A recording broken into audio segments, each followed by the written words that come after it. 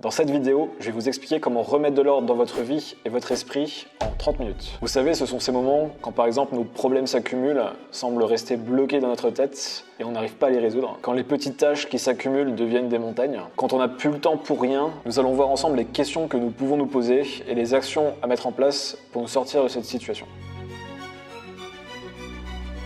Alors pour commencer, je pense qu'il faut accepter la situation. Ce que je veux dire par là, c'est que c'est normal de se sentir parfois submergé, de sentir qu'il y a un trop-plein de certaines choses et de sentir ce chaos intérieur dans notre esprit. Et plutôt que de le voir comme un problème, le voir juste comme un signal qui nous est envoyé. Et ce qui est important du coup, c'est de le notifier et déjà de l'accepter. Il y a un concept qui régit l'univers, qui nous vient de la physique, qui est l'entropie.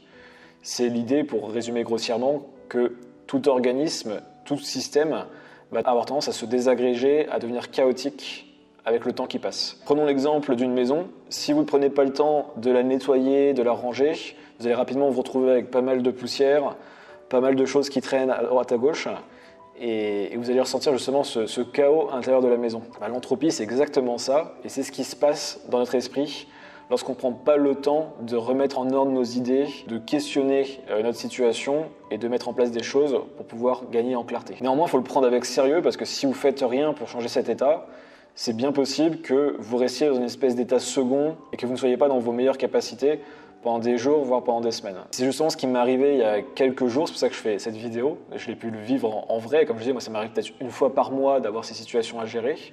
Et la première chose que je peux vous conseiller à faire et que j'ai faite, c'est de prendre un journal, qui soit digital ou physique, et de noter tout simplement, en répondant à cette question, comment je me sens actuellement.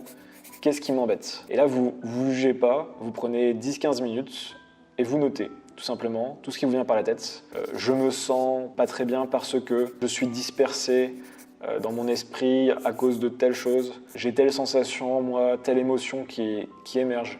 Voilà, vous faites vraiment une espèce de listing de tout ce qui vous traverse, tout ce qui est dans votre tête à ce moment-là. Une fois que vous avez cette liste, vous ajoutez à chacune de ces entrées, de ces réponses, pourquoi. Et c'est là où on commence à trouver des choses intéressantes, vous creusez le pourquoi des choses, et si besoin, n'hésitez pas à poser plusieurs fois pourquoi à vos réponses. Il y a cette théorie qui dit qu'on a souvent la racine des choses quand on dit 5 fois pourquoi. Allez au maximum en profondeur en vous posant la question du pourquoi à chacun des problèmes qui ont émergé. Une fois qu'on a ça, je vous recommande de revenir à votre intention, votre vision. Donc, si vous ne l'avez pas, je vous invite à la définir de manière générale, mais imaginez-vous dans 3 à 5 ans, où est-ce que vous voulez être? Quel genre de vie vous voulez avoir? Quel métier vous faites? Où en êtes-vous en termes de relations, en termes de business ou d'activité professionnelle, en termes de famille? Voilà. Posez-vous la question de quelle est votre vision de votre vie idéale dans 3 à 5 ans. Revenez à celle-ci.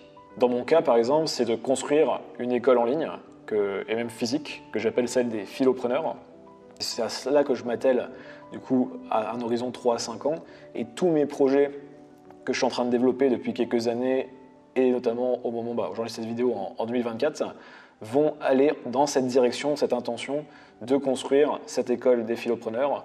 Il y a aussi le fait de vouloir me développer personnellement, spirituellement, et physiquement, pour aussi correspondre à une forme d'idéal que j'ai et être la personne que j'ai envie d'être aussi pour ma famille, ma future femme, mes futurs enfants, etc. Donc voilà, j'ai vraiment une vision à 3 à 5 ans qui m'aide, mais ça peut arriver de sortir de cette vision ou de l'oublier par tout simplement la vie quotidienne qui nous rattrape. Une fois que vous avez votre vision, revenez à des objectifs plutôt qui vont être les objectifs annuels. En tout cas, qu'est-ce que vous voulez accomplir cette année? Qu'est-ce qui va vous rapprocher de cette vision? Là, on est sur des choses qui sont encore plus concrètes. En l'occurrence, pour moi, ça va être par exemple de m'investir sur cette chaîne YouTube, de développer des produits, des services en ligne que j'ai envie de créer. Ce n'est pas des choses que j'ai faites historiquement. Donc voilà, revenez à vos objectifs de l'année, reconnectez-vous à ceux-ci qui sont en lien avec votre vision à 3-5 ans. Et après, il est temps de revenir au moment présent. Donc on revient sur les questions initiales. Posez-vous les questions, quelles sont mes priorités actuelles? Quels sont mes problèmes actuels? Souvent, il y a un petit peu d'entremêlement entre les deux, ça se ressemble. Donc faites un grand listing et ensuite hiérarchisez ces problèmes, ces priorités. Warren Buffett est célèbre pour avoir dit quelque chose en substance qui dit que demander à quelqu'un de lister ses 20-25 priorités, sélectionner les 3 plus importantes, barrer les 20-22 celles qui ne sont pas dans les 3 que vous avez choisis, et concentrez-vous sur ces 3 priorités qui sont les seuls qui comptent pour vous actuellement. Donc il faut être radical avec les priorités, sinon vous ne pourrez pas avoir de direction, d'intention et de clarté dans votre quotidien et dans votre exécution. Et justement pour avoir cette clarté, ce qui est important, c'est de finir cette session de journaling avec la mise en place d'un plan d'action. Donc là on est hyper concret, on prend les priorités, on les découpe en projets. Donc, quels sont les projets que je dois mettre en place dans les 2 à 3 prochaines semaines pour atteindre mes priorités et résoudre mes problèmes les plus urgents, les plus importants que j'ai actuellement. Vous découpez ces projets en tâches très concrètes. Le but d'une tâche, c'est d'être hyper clair sur l'action à réaliser. C'est pas une réflexion, c'est vraiment quelque chose de très concret. C'est faire X pour Y. Donc notez vraiment de manière la plus claire possible les tâches que vous devez réaliser pour vos projets. Et dans votre plan d'action, je vous propose une dernière chose, c'est de noter quelles sont vos routines et ce que j'appelle les fondamentaux de votre journée idéale. Donc concrètement, c'est quelles sont les actions que vous allez refaire ou faire le matin pour votre routine et de même le soir pour bien terminer vos journées. Voilà, si vous avez des bons fondamentaux en termes de routine, votre vie sera plus ordonnée, vous aurez plus de clarté mentale, plus de sérénité et ça va vous aider dans la quête de vos projets, de vos objectifs. Et éventuellement, vous pouvez rajouter une anti-to-do. Donc ce sont les choses que vous ne pouvez pas faire. Donc ça peut être des projets qu'il va falloir mettre de côté pour l'instant et des actions qui peuvent être à votre détriment, soit votre détriment mental ou détriment professionnel.